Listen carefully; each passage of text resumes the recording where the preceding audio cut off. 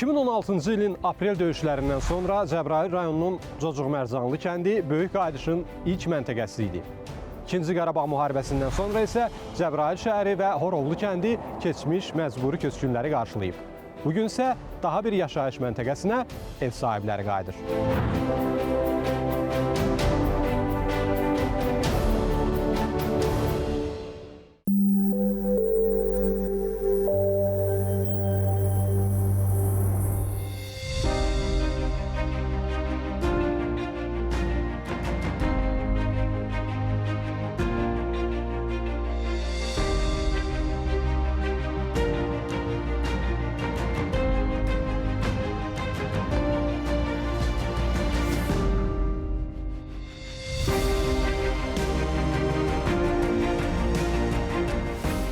Dövlətimizin başçısı və birinci xanım Mehriban Əliyeva əvvəlcə kənddə inşa edilmiş 360 şagird yerlik məktəb binasının açılışında iştirak etdilər.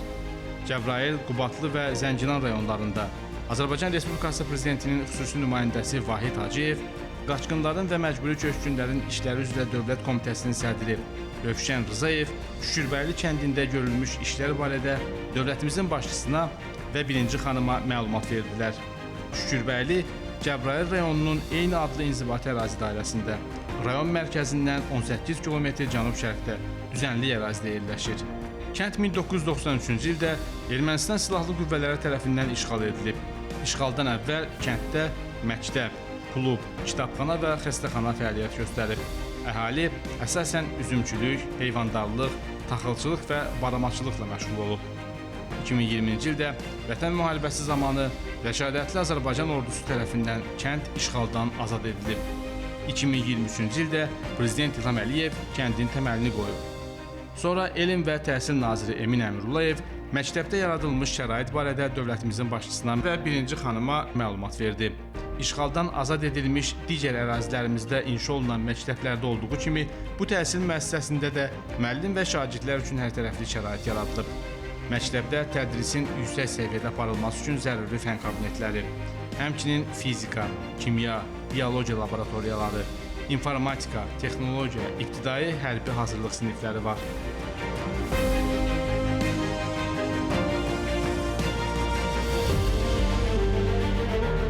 Bundan başqa, məktəbdə kitabxana, akt və idman zalları, yeməkxana, müəllim və şagirdlərin ixtiyarına verilib. Ərazidə eyni zamanda futbol və basketbol meydançaları da yaradılıb.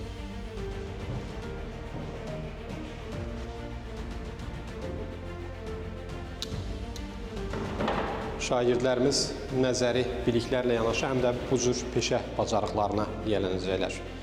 Hər cür avadanlıqlar var, hətta taxta kəsmə, yonma, cilalama üçün avadanlıqlar.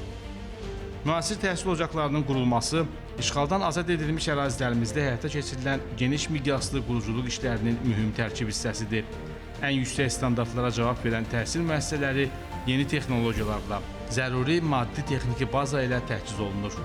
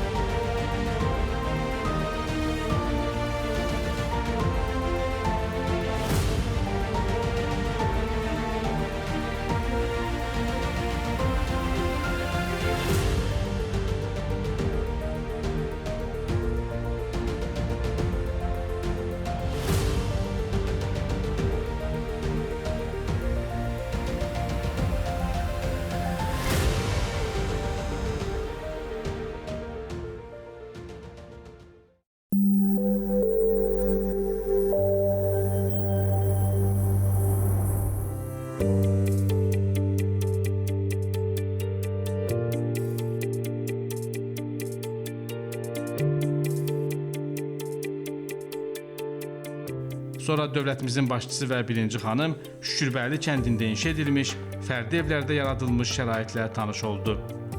Kəndə rayonun Şıxalı, Ağalı və Dəcəl kəndlərinin, həmçinin Mahmudlu qəsəbəsinin sakinləri də daxil olmaqla ümumilikdə 2522 nəfərin 615 ailənin köçürülməsi nəzərdə tutulur. İlkin mərhələdə 635 fərdi ev istifadəyə verilib. Onlardan 615-i sakinlər, 20-si isə xidməti istifadə üçündür. Evlər 2, 3, 4 və 5 otaqlıdır. Kənddə sakinlərin rahat yaşaması və sosial məsələlərin həlli üçün bir sıra işlər görülüb.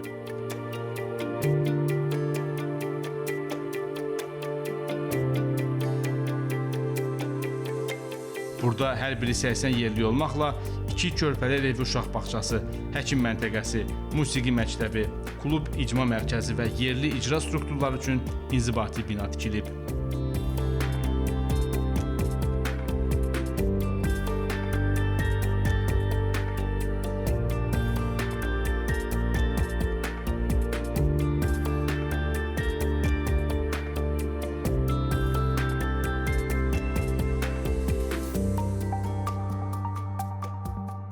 Şükürbəyli kəndində 35-10 kilovoltluq elektrik yarımstansiyası inşa edilib. Elektrik enerjisi, təbii qaz, içməli su, rabitə, həmçinin internet və IPTV şəbəkələri yaradılıb. Yollar asfaltlanıb.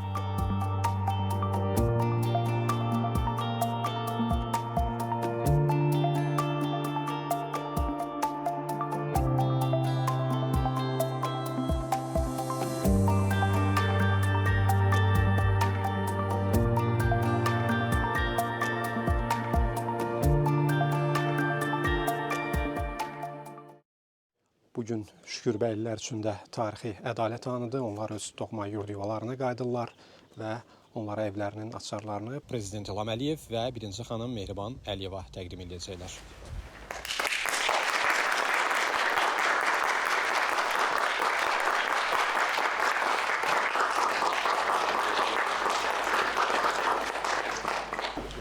İlk növbədə sizi təbrik edirəm.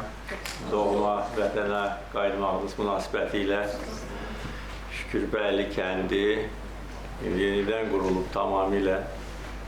Bildiyiniz kimi işğal dövründə Ermənistan dövləti bu kəndi tamamilə dağıtmışdır. Bir dənə də salamat bina qalmamışdır. Mənim keçmiş köçkünlərlə işğal dövründə çox sayılı görüşlərim zamanı hər zaman deyirdim ki, biz torpaqları azad edəndən sonra bütün şəhər kəndləri quracağıq, daha gözəl vəziyyətə onları gətirəcək. Bugün Şükürbəyli kəndinin timsalında bunu görürük. Kənd çox müasirdir, bütün şərait var, yaşamaq, çalışmaq, təhsil almaq üçün həm məktəb, musiqi məktəbi, 2 uşaq bağçası, tibb məntəqəsi, əlbəttə ki, gözəl, yaraşıqlı evlər ki, burada siz Şükürbəyli kəndinin sakinləri rahat yaşayasınız. Uzun illər ərzində işğal altında olub bu torpaqlar.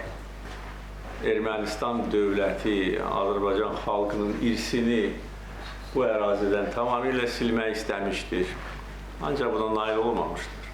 Baxmayaraq ki, şəhər və kəndlərimiz viran qoyulub, Azərbaycan xalqının tarixi yaddaşı heç vaxt silinməmişdir. Bilirəm ki, siz və bütün keçmiş köçkünlər bir arzu ilə yaşamısınız ki, öz doğma torpaqlarınızla qayıtmaq arzusu ilə. Bəziləriniz dövlət xətti ilə verilmiş evlərdə məskunlaşmısınız, Biləsuvar rayonunda. Bəziləriniz özünüz üçün hansısa şərait qurmusunuz. Amma əlbəttə ki, doğma torpaq, doğma vətən hər şeydən daha əzizdir.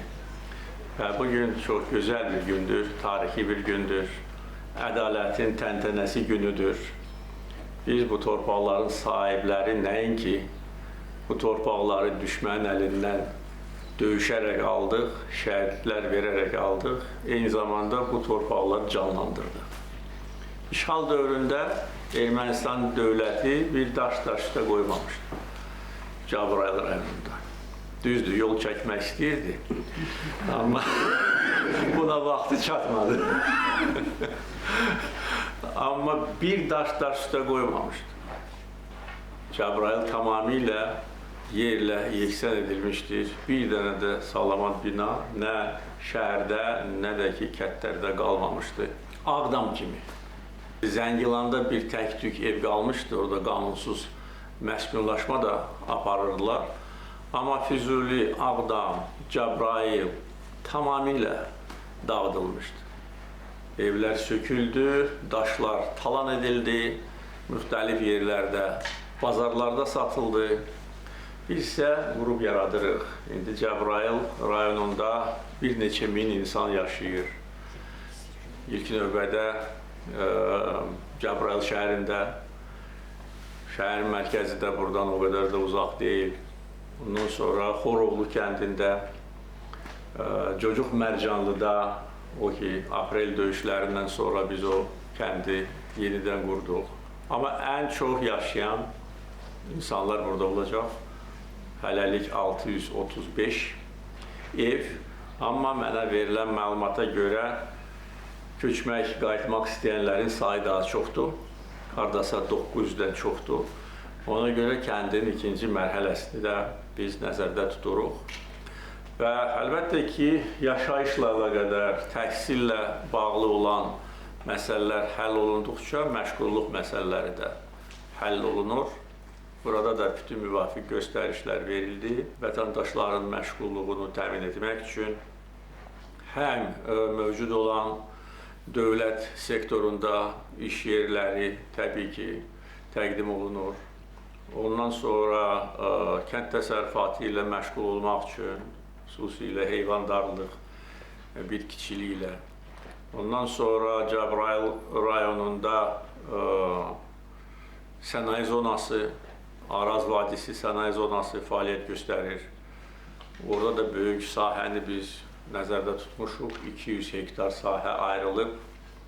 O sənaye zonasında indi 20 rezident var.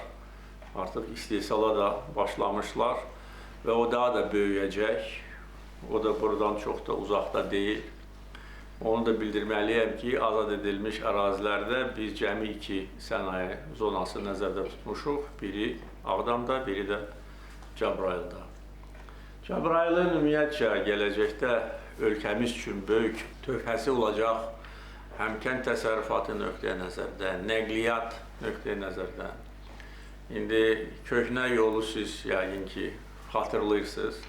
Sovet vaxtında işğala qədər çox belə ensiz bir yol idi, düz Araz çayının boyunca gedirdi. Onu biz bərpa elədik, amma yeni yol, indi bilmirəm siz onu görmüsünüz yoxsa yox, Zəngəzur dəhlizinin bir hissəsi olan, ta düz Ermənistan sərhədinə gedən 4 zolaqlı yol, yəni bunun standartları da ondan yuxarı yoxdur. Ona görə nəqliyyat məsələləri də burada həll olunur və gələcəkdə Cəbrayıl beynəlxalq nəqliyyat dəhlizi üzərində qurulan şəhər və kəndlər bundan faydalanacaq. Cəbrayılda bizim ən böyük günəş elektrik stansiyaları inşa edilir. 3 stansiya, ümumi gücü 340 meqavat. Yəni bugün 340 meqavatlı bütün Qarabağı işıqlandırmaq olar. Amma nəzərə alsaq ki, biz Zəngilan, Laçın, Kəlbəcərdə ümumi gücü 300 meqavatdan çox su elektrik stansiyaları artıq işə salmışıq. Haradasa 1-2 il ərzində bax, bu bölgənin günəş və su potensialı elektrikin istehsalı üçün 700 meqavata yaxın olacaq. Yəni bu ölkə üçün çox böyük xeyir gətirəcək, məşğulluq üçün. Yəni bütün bax bu azad edilmiş ərazilər ölkəmizin yəni bütün başqa əraziləri ilə bağlanır. Yollarla, hava limanları ilə, elektrik xətlərlə, su xətləri ilə. Xudafərin Qız Qalası su anbarlarının suyundan da istifadə edəcək, orada elektrikdən də istifadə edəcək. Və beləliklə bir daha bütün dünyaya göstərəcək ki, biz qrup yaradan xalqıq, eyni zamanda döyüşən xalqıq. Bu torpaqları biz qan tökərək qaytarmışıq. Allah bütün şəhidlərimizə rəhmət eləsin. Parlaq qələbə qazanmışıq. Bu qələbənin müasir tarixdə tayı bərabəri yoxdur. yəqin ki olmayacaq və əbədi biz bu qələbə ilə fəxr etməliyik və gənc nəsil də bu ruhda tərbiyə almalıdır. Evlərdə, ailələrdə, məktəblərdə ki, biz müzəffər ölkə, xalq kimi bundan sonra qürurla yaşayaq. Sizi ürəkdən təbrik edirəm. Sizə can sağlığı.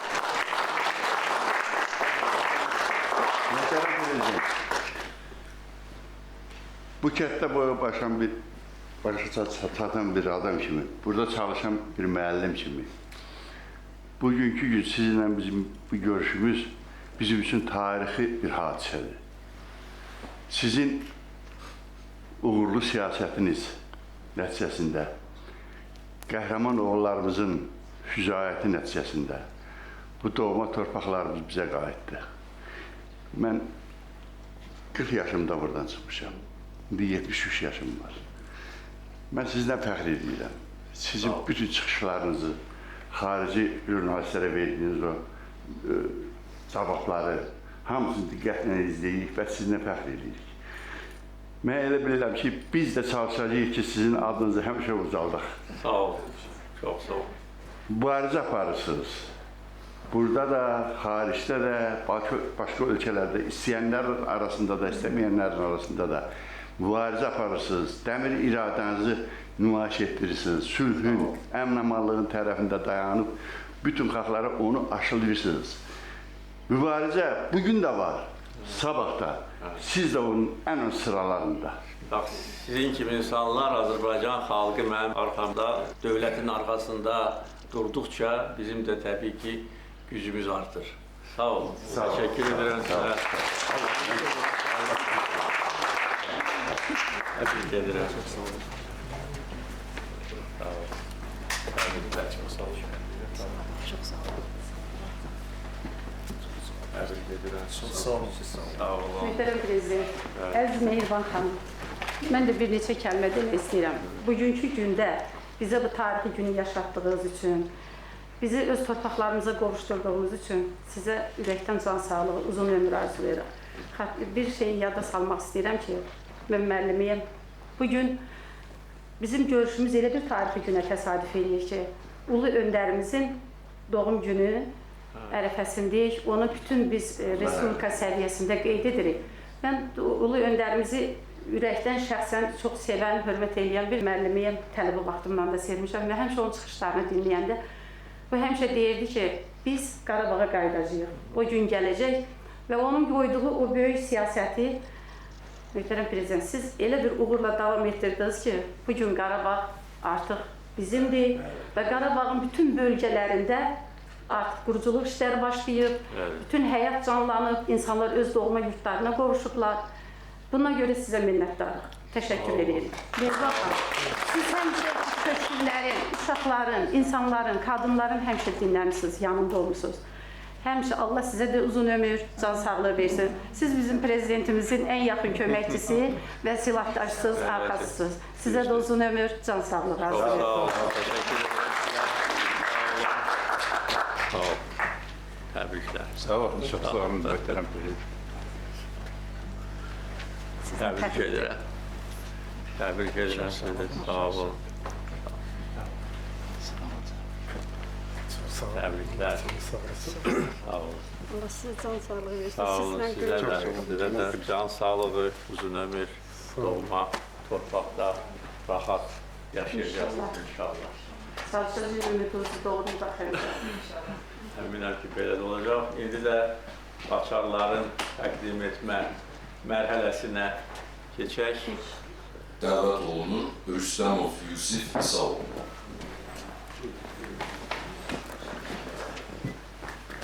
Sağ olun, sağ olun. Çox sağ olun.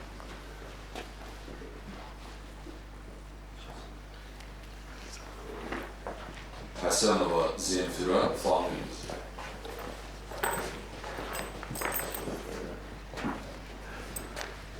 Təbrik edirəm. Çox sağ olun.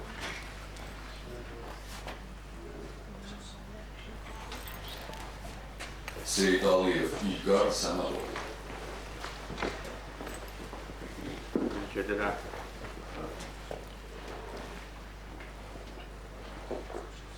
Cənab Prezident icazə verin. Bəli, buyurun. Çox sağ olun, çox var olun ki, bugün iştirak edirsiniz burada. Bizim ən əlamətdar günlərimizdən biridir. Bu günlərsi bizim yoldaşımla buradadır. Toy günümüzdür. Təbii ki. Gəldikdən sonra bu kənddə ikinci evdə mənim atamın evidir. Orada çadır qurub toy eləmiş. Mən fəxr edirəm ki, siz bizim toy günümüzdə Mehriban xanımla iştirak Biz gedəndən sonra yəqin ki, qeyd edəcəksiniz. Çox sağ olun, çox sağ olun. Təbrik edirəm. Çox sağ olun. Neçənci ildəydi? 92-ci ildə. 92-ci ildə Çox sağ olun. işğala bir il qalmış. Bəli. Sonra hara köçdünüz bu işğal dövründə? Mən bu Zastavanın rəisi idim. Öz kəndimizdə də hərbiçi idim. Hərbiçi. İşğaldan da sonra da davam elədim xidmət. Bəs işğal dövründə harda məskunlaşmışdınız? Aləm imişdi də, İmişli. mən də döyüşlərdim. Babayev Mahis Allahverdi oğlu. Çox sağ olun, təşəkkür ederim. Sağ olun. Fətəliyeva Nina Cəlil qızı. Təbrik edirəm. Çox sağ olun, təşəkkür. Siz burada müəllim olmusunuz? Bəli, təyinatımla ilk dəfə bura müəllim gəlmişəm, 90-cı ildə. Özünüz buralısınız? Yox, mən rayonun özündənəm. Bura müəllimə gəldim. Burada müəllim kimi Bəli, müəllim işləmişəm. İndi də təzədən burada inşallah pedaqoji fəaliyyəti davam Və etdirəcəyik. məktəbdə yəqin ki, İnşallah. ya burada, ya da ki Cabral Yox, şəhərində. belə burada kənddə. Burada kənddə. Bəli, Məktəb burada də davam çox edəcəyik gözəldir. inşallah. Bəli. Ailə Bax, şəkil çəkir. Gəlin, gəlin.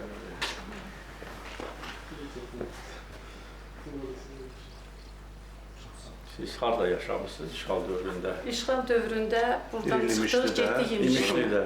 İmişlidə. Bir qaranın Bakıda. Bakıda hansı şəhər? Yataqxanada, Yataqxanada olmuşam. Salonçuların Özüm də arasında. Mərkəz Seçki Komissiyasında işləmişəm. Bu illərdə bu il yaşa görə çıxmışam. Yataqxanada bu, yəni bu günlərə qədər çətinlikdir həyat. Bəli. Yataqxanada Otaq 30 il balaca. yaşamaq. 32 otağınız var. Bir dənə otaq. Bir otaq. İndi artıq Bəli, bu günü yaşatdığınız üçün biz ona görə siz buna ürəkdən, layiqsiniz. səmimi qəlbdən sizə təşəkkür edirik. Artıq geniş otaqlarımız, mənzilimiz, həyatımız, torpağımız, vətənimiz çox sağ olun sizin sayənizdə. Hava, gözəl təbiət, əsasında doğma Bəli. vətən torpağı. Çox sağ olun. Təbrik edirəm. Çox sağ olun, təşəkkür edirəm. Təbrik edirəm. Sağ olun. Çox sağ olun. Əhmədov Əryar Teymuroğlu. Təbrik edirəm. Çox sağ olun. Mən də kəndimizin sakinləri adına sizə dərin təşəkkürümüzü bildirir ki, bizi bu doğma yurdumuza bəxtədiniz. Sağ olun. Sağ olun. Təbrik edirəm. Hüseynova Nuranə Sergeyev. Təbrik edirəm.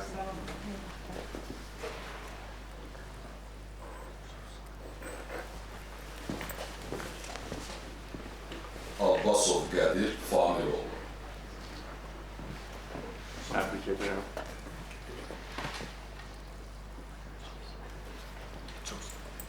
Məmmədova Ülviyə Məmməd qızı. Təbrik edirəm. Bəli, əlbəttə. Bəli.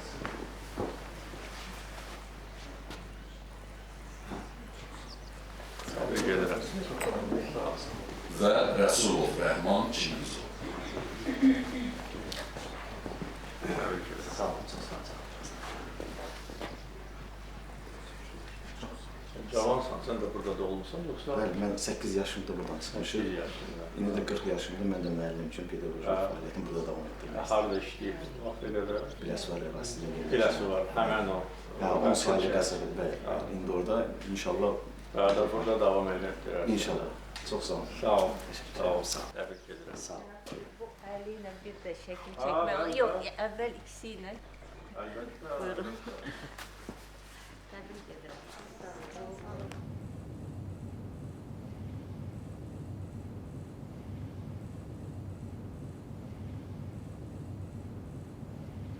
Gəlir. Ya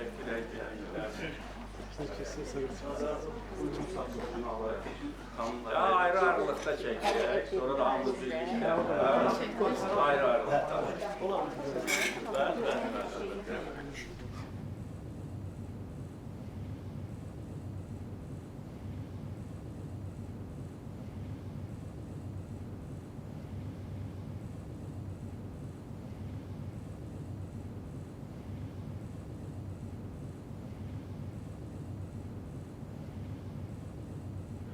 Şərqin lideri, Təşəkkür ederim. Şərqin fatihi Nadir Şah oldu. Qafqazın da fatihisi siz. Sağ olun, sağ olun.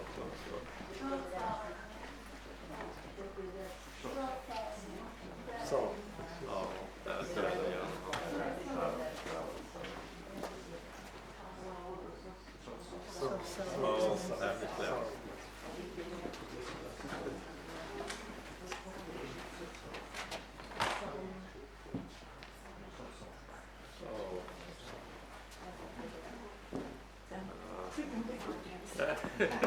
Təbriklər.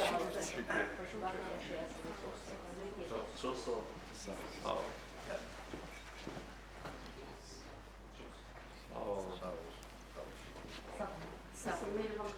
İndi hamımız, indi qalın, bəli, hamımız birlikdə, Mehriban xanımla.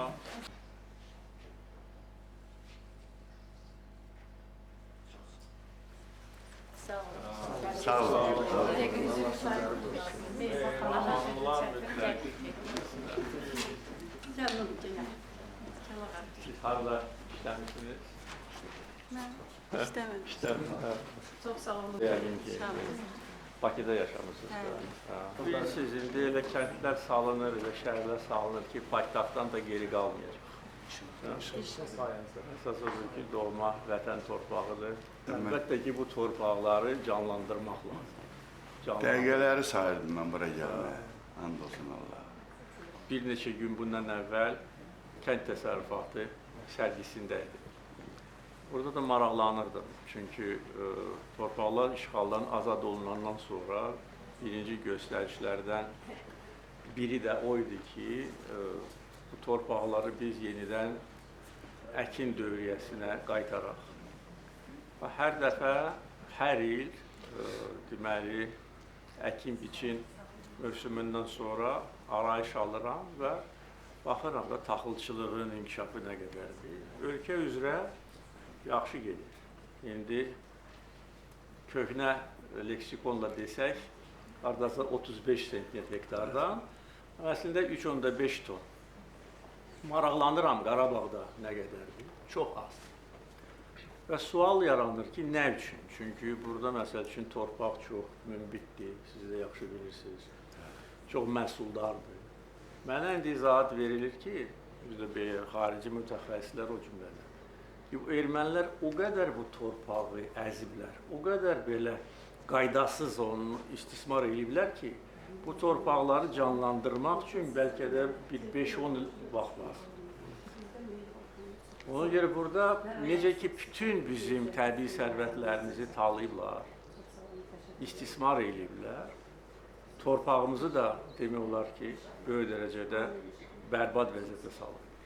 Ona görə indi müasir aqrotexniki tədbirlər, müasir suvarma sistemləri və kənd təsərrüfatının inkişafı ilə bağlı ümumi inkişaf strategiyamız əsasında bu torpaqları canlandırmaq lazımdır.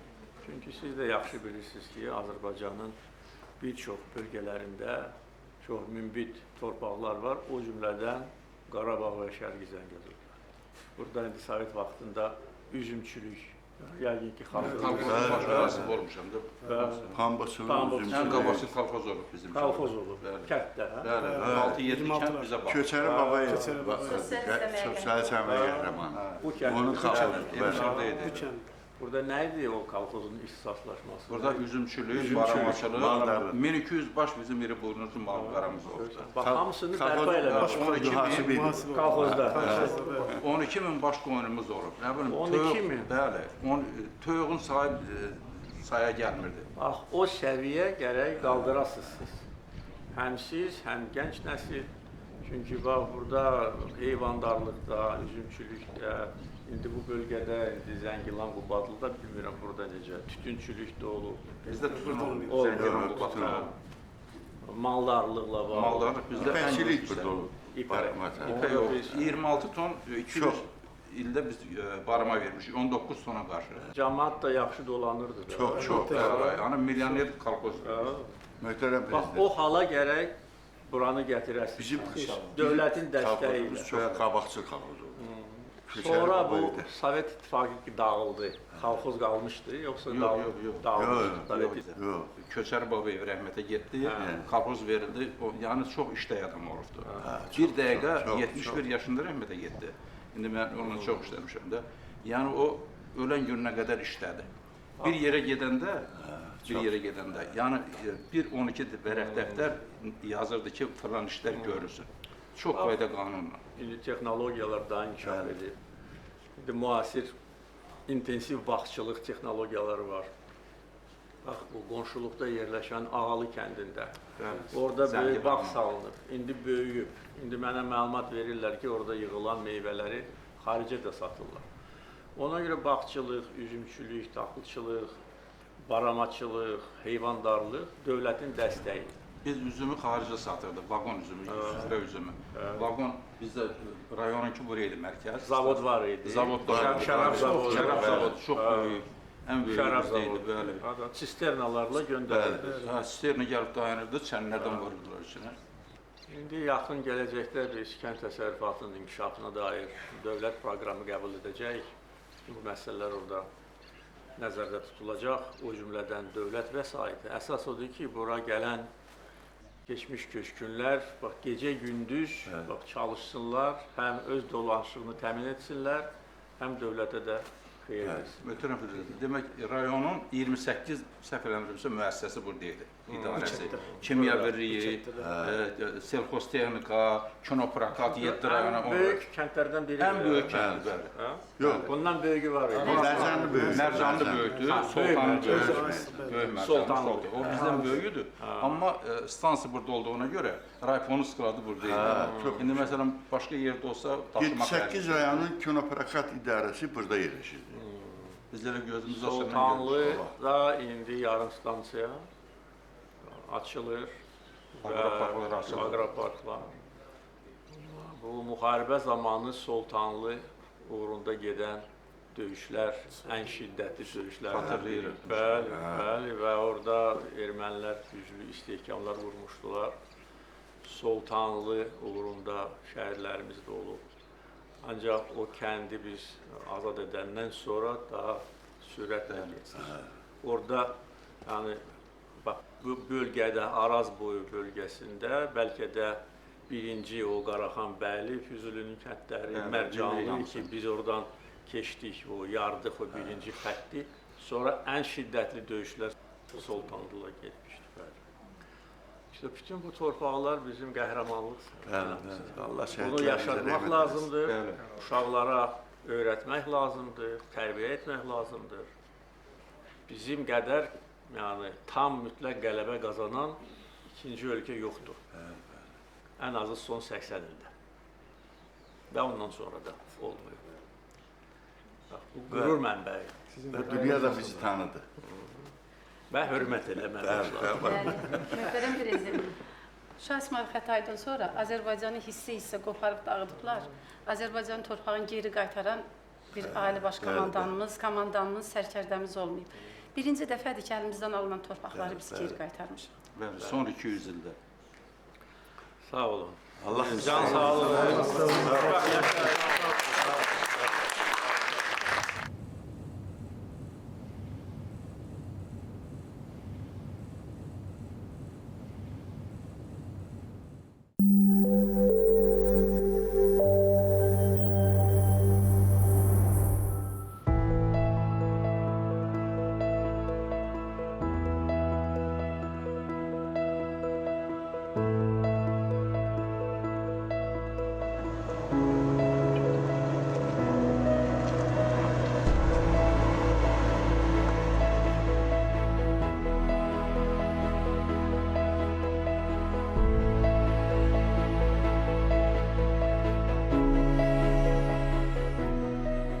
Səhiyyə naziri Teymur Musayev dövlətimizin başçısına və birinci xanıma görülmüş və nəzərdə tutulan işlər barədə məlumat verdi.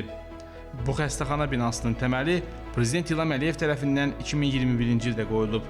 Ərazisi 5 hektara yaxındır. Xəstəxanada terapiya, cərrahiyyə, pediatriya, doğum, yoluxucu xəstəliklər, anesteziologiya, reanimasiya, hemodializ və digər şöbələr fəaliyyət göstərəcək.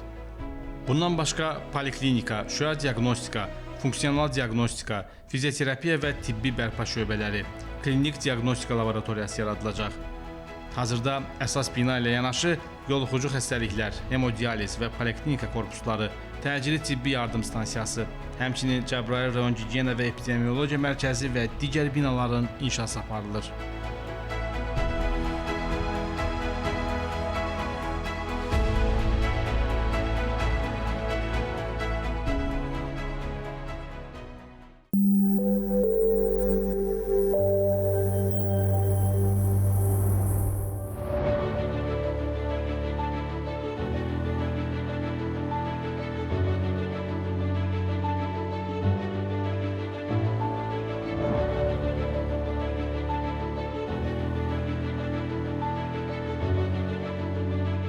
Azərenerji Açıq Səhmdar Cəmiyyətinin İdarə Heyətinin sədri Balababa Rzayev dövlətimizin başçısına görülmüş işlər barədə məlumat verdi.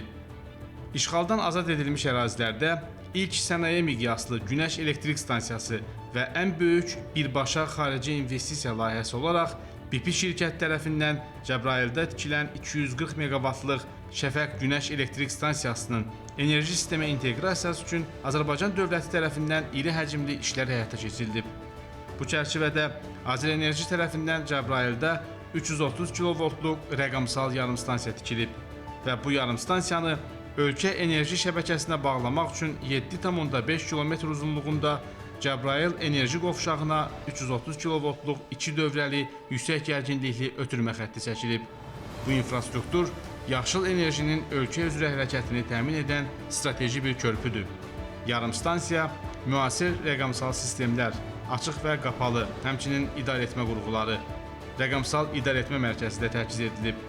Mərkəzdə məsafədən idarəetməni təmin edən mikroskada dispetçer sistemi qurulub, mərkəzi skada sisteminə inteqrasiya edilib. Yarımstansiyada çalışan işçi heyət əsasən yeni məskunlaşmış yerli əhali arasından seçilib və onlar müvafiq təlimlərdən sonra işə cəlb ediliblər. Azərbaycan Prezidentinin böyük qayıdış strategiyasına uyğun olaraq işğaldan azad olunmuş ərazilərdə Azərenerji tərəfindən tikilən bütün enerji obyektlərində yerli kadrların işlə təmin olunmasına xüsusi önəm verilir. Şəfəq Günəş Elektrik Stansiyasının enerji sistemə inteqrasiyası üçün həyata keçirilən layihənin əsas məqsədi dövlət və özəl sektor əməkdaşlığını gücləndirmək, karbon emissiyalarını azaltmaq, təbii qaza qənaət etmək, yaşıl enerjinin payını artırmaq və enerji təhlükəsizliyini daha da möhkəmləndirməkdir. Bu iri həcmli yaşıl enerjinin ötürülməsi layihəsi paralel şəkildə davam etdirilib. Belə ki, Səngəçal terminalının yaşıl enerji ilə təchizatı məqsədi ilə 220 kilovoltluq yarımstansiya tikilib və artıq işlər yekunlaşıb. Bu yenilik nəticəsində terminalda qazla işləyən elektrik stansiyası dayandırılacaq və Cəbrayılda günəşdən əldə olunan enerji ümumi enerji sistemə, oradan isə balanslaşdırılmış şəkildə həm də Səngəçal terminalına yönləndiriləcək.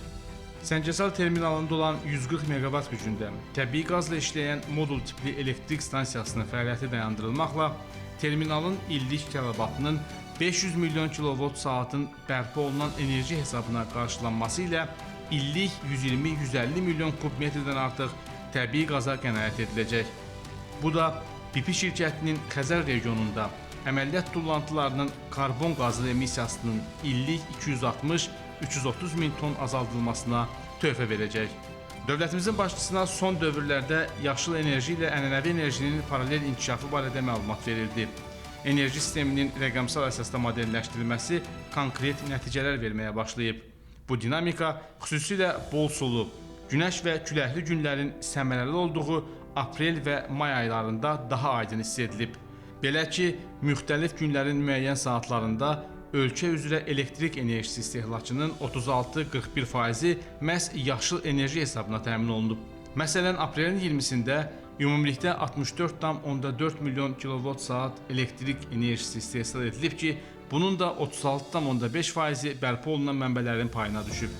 Həmin enerjinin 15,9 milyon kilovat saatı isə işğaldan azad edilmiş ərazilər də daxil olmaqla su elektrik stansiyalarında, 7,6 milyon kilovat saatı isə günəş və külək stansiyalarında istehsal olunub. İcra olunmuş tədbirlər hesabına enerji sistemində bəzi saatlarda yaşıl enerjinin payı 41%-ə çatır.